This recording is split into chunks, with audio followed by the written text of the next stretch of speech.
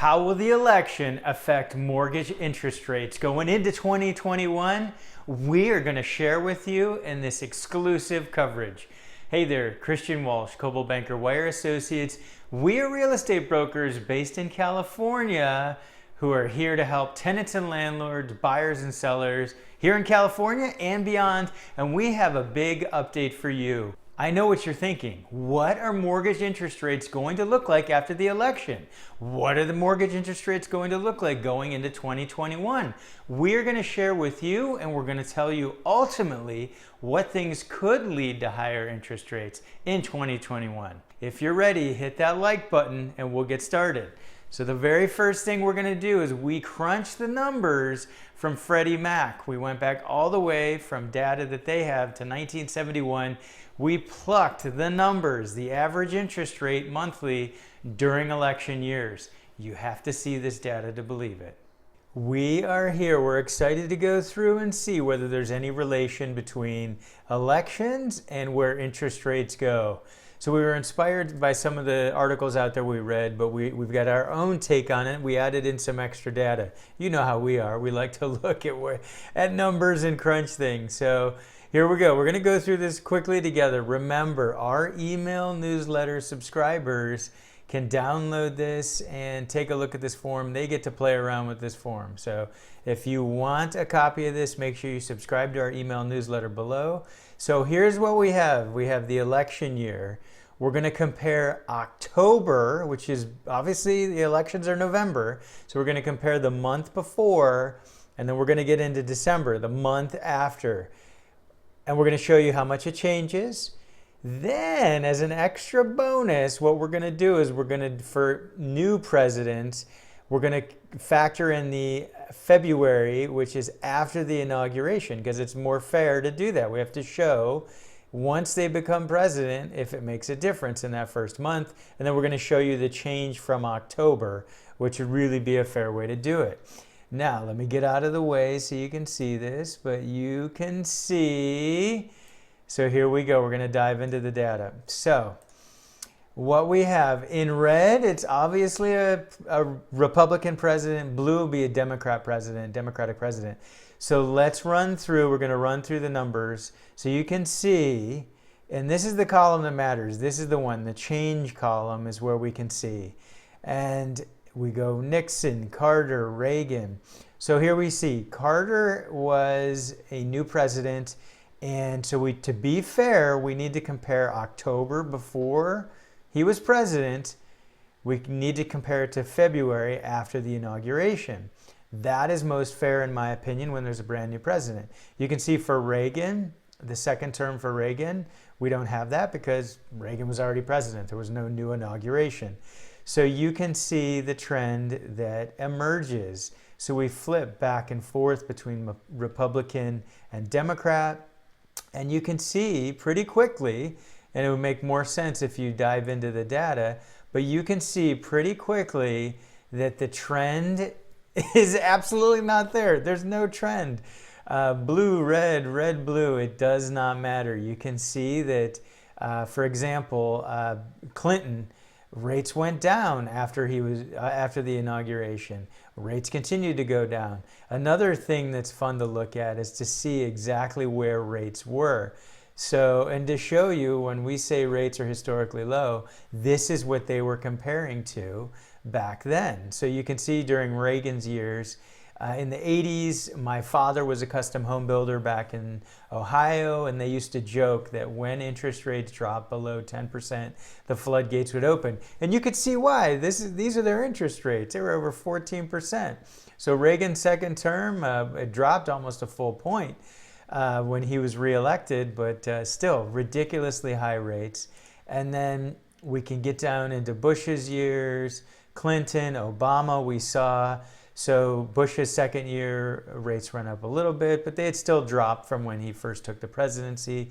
Obama rates dropped as well, and there's a pretty dramatic drop from the October before Obama was president to that election in 2012. You can see that's a big drop.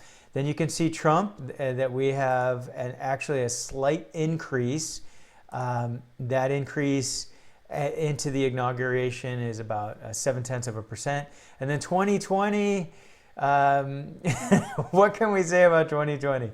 We are about to get into the middle of November, and some folks think it's Biden and some folks don't think it's Biden. But at any rate, we have our very first number, and that's the rate in October, and that's 2.83, which is the lowest rate we've seen any of these years. We will see what happens. So we're going to wait until December to see how rates turn after the election. And then we have to wait until the inauguration. If there is one, I'll put that in there. It may be the same president. It doesn't look like it at this point in time, but it looks like it'll be a new president. But we will revisit these numbers as we get into next year to see ultimately what happened to rates. And now we're going to share with you what could drive rates up, a few things that could lead to higher mortgage interest rates. We're back. What'd you think? So you can play with the data. We also have a link to all the Freddie Mac's numbers from 1971 till today. Follow the link below. But right now, as we showed you, there doesn't appear to be any relationship between the president in election years and ultimately what happens to interest rates. So going into 2021, what can you expect for mortgage interest rates? Well, here is what could lead to higher numbers as we go. We're going to run through the list of things that could push up mortgage interest rates. So number one is inflation. And I know that sounds crazy. People will say, well, right now the consumer price index is at crazy low numbers. It doesn't look like we have any inflation. But there are some fascinating statistics out there that show that the way we calculate consumer price index, the way we calculate inflation, may not be 100% accurate in an economy like this. And we have a link below to a fascinating article from Wall Street Journal that basically says that the price of goods, the price of things we want, those are the prices that are going up. And it's fascinating if you look at it like that. So right now, most people aren't flying, so the price of airline tickets has gone down. Work clothes, I'm not wearing a tie anymore, I'm not buying ties. So certain prices like those are going down. But we do see an increase in the things that we want in an economy like this. So we see food at the grocery store is more expensive. If you try to buy weights, I've been trying to find a dumbbell set for months now. You try to find stuff like that, that price has gone through the roof. Things like lumber, those prices have gone through the roof. So if you look at everything in the consumer price index, it doesn't look like things have gone up because things have gone up and things have gone way down. So that's what's happening with inflation. So as things turn, we may start to see inflation increase, and that could ultimately lead to higher interest rates. So number two is a vaccine. So obviously the reason the economy is the way it is, at least in part, is because of coronavirus and trying to avoid the virus.